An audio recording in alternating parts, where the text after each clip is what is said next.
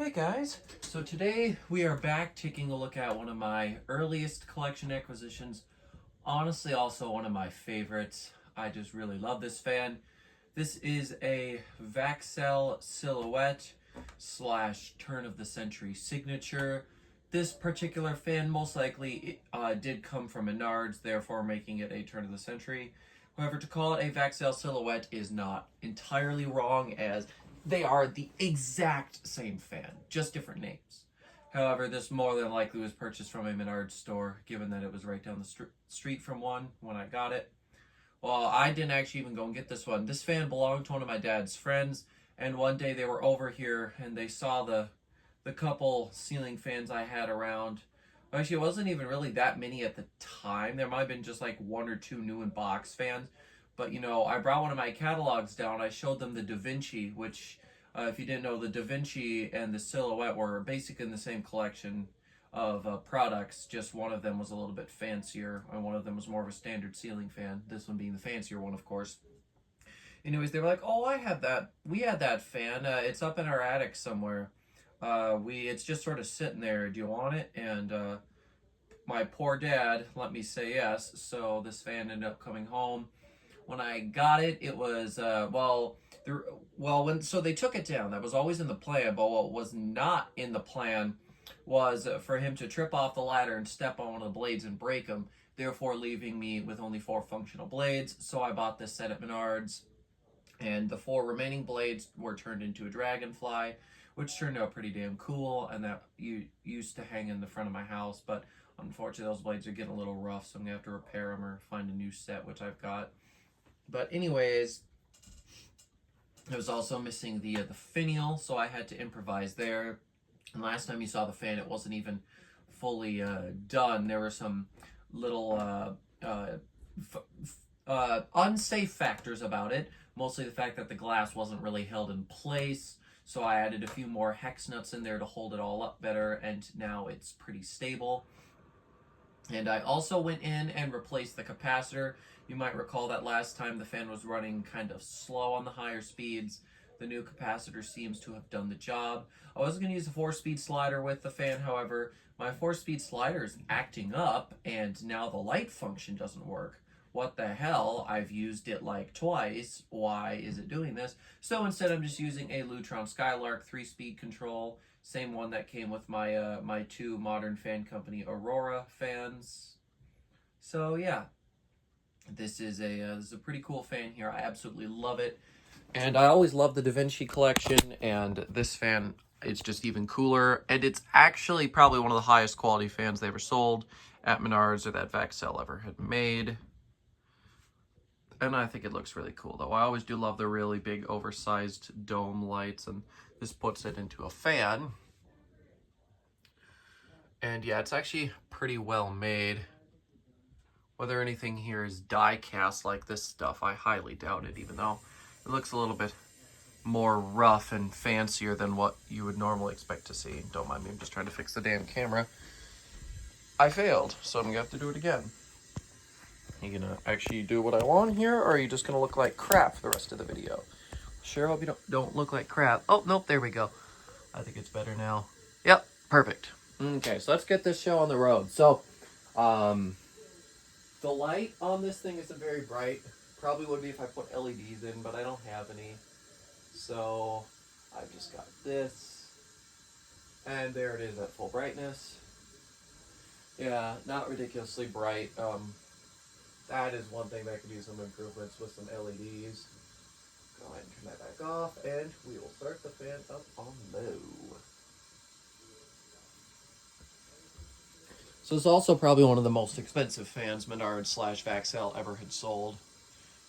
Of course, some of those funky double fans they made, like the Eclipse, was it the Neptune? Wasn't that one? I don't remember, but a few of those are probably more expensive, but not many fans really beat this one in terms of price or quality.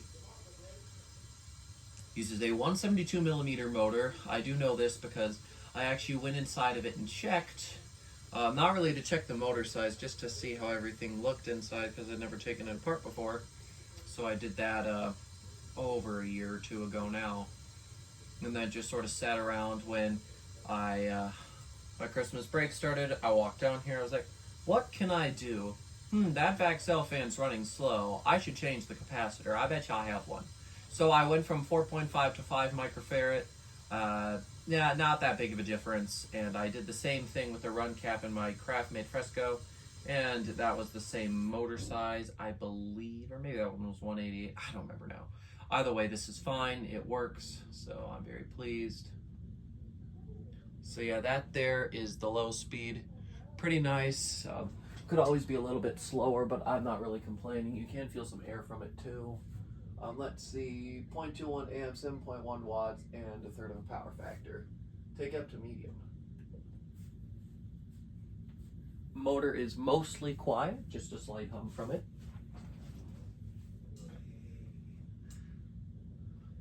I haven't let it run on medium, so I don't know if it has a wobble. Evidently, it has a very, very, very minor one, hardly noticeable. And high speed isn't all that bad either. I can't really complain. I adore this fan. I'm so glad I've got it. It's cheap. It's, I'm sorry, I got distracted. I just noticed in the background my wrap isn't running. What the hell is with that? I never turned that thing off. That really caught me off guard. I've been down here for a couple hours and all over the place, and I've never noticed that. And based off the state of the floor, I would say my dad hasn't gone back there to grab anything of his. So I don't know why that's off. Oh, jeez. Oh. Anyways, now that we're done getting sidetracked by the mysterious turning off wrap fan, back to this. Yeah, not much of a wobble here. But yeah, what was I saying? I think I was saying something about how it's not really that collectible of a fan in any way or anything that valuable or neat, but I just love it so much. So anyways, I'm gonna go ahead now and take a look at the power again here. Let's see, 0.37 amps, 22.2 watts, and half power factor. Take it to full speed. Also turn this fan back on while I'm over here.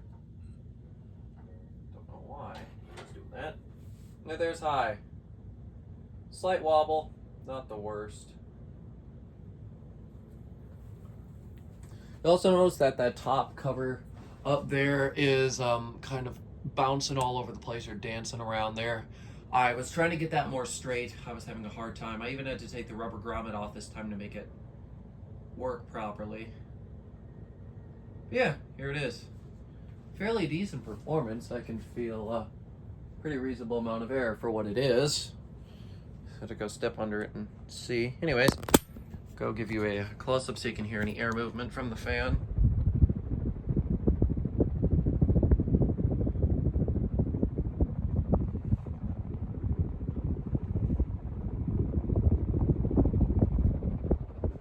One of the arms is very, very slightly out of clock. It's just slightly bent down, but not the biggest deal. Let's go look at the kilowatt. 0.67 amps, 80.7 watts, and a whole power factor.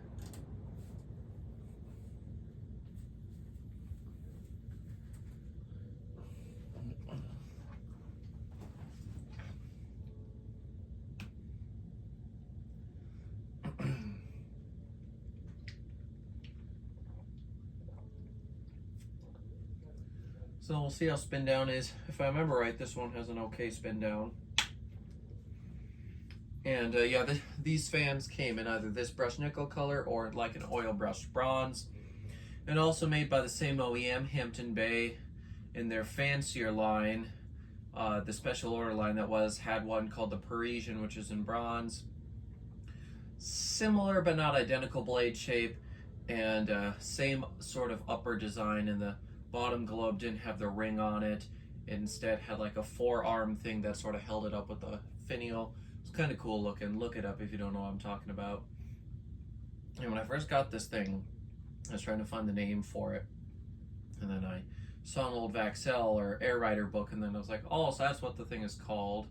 And then I, from there, definitely, well, I first called Vaxcel, and they had no idea.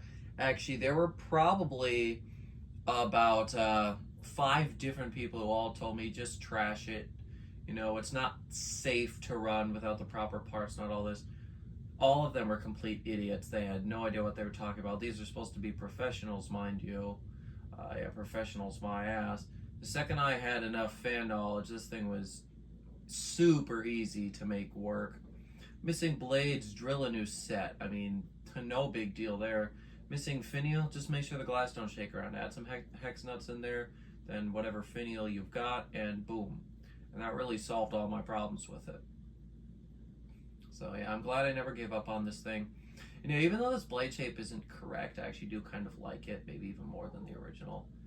It also reminds me quite a bit, around the same time, Emerson also had a sort of similar design to this, and they made it for 1 year.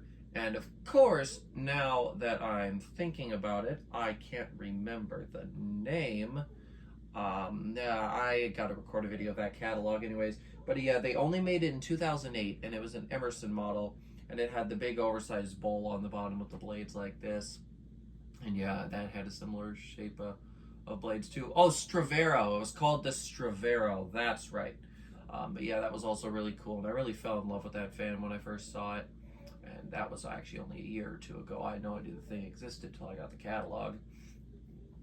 But yeah, I sure hope you guys enjoyed revisiting this fan. I really did. This is one of my favorite fans. You know, it's been in my collection for really longer than most of the other fans here, and I love the look of it. It's one of my favorite sort of design collections, and it's just got a lot of things that I really like about it. And from the last video, I know a couple of you guys really liked it too. So yeah, to any people who haven't seen this fan before, I sure hope that you guys also enjoy it as much as I do. This is a pretty cool fan here. And yeah, with that, I'm going to go ahead and end this video. Thank you all so much for watching, and I'll see you in the next one. Goodbye.